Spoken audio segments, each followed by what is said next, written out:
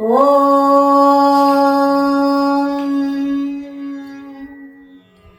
नासदासीन्नो सदासीत् तदानीं नासीद्रजो नो व्योमा परो यत् किमाभरीवः कुहकस्य शर्मन् अम्भः किमासीत् गहनं गभीरम् न मृत्युरासीत् अमृतं न तर्हि न रात्रिया न आसीत् प्रखेतः आनीदभातगुं स्वधया तदेकम् तस्माद्धान्यन्नः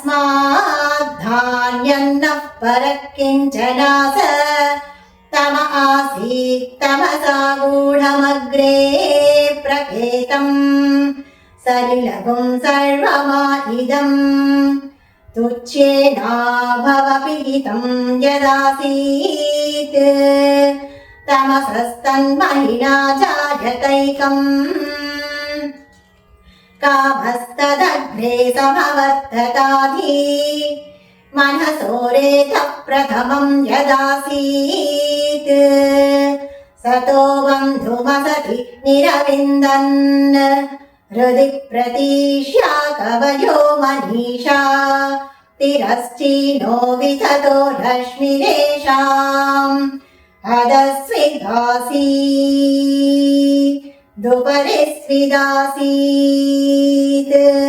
रेतोधा आसन् महिमान आसन् स्वधा अवस्था प्रयति परस्तात् को अद्दावेदक इह प्रवोचत् कुत आजाता कुत इयं विसृष्टिः अर्वाग्देवा अस्य विसर्जनाय अथा को वेदयत आबभूव इयं विसृष्टिर्यत आबभूव यदि वा दधे यदि वा न यो अस्याध्यक्षः परमे व्योमन् सो अङ्गवेद यदि वा न वेद ॐ शान्ति शान्ति शान्तिः.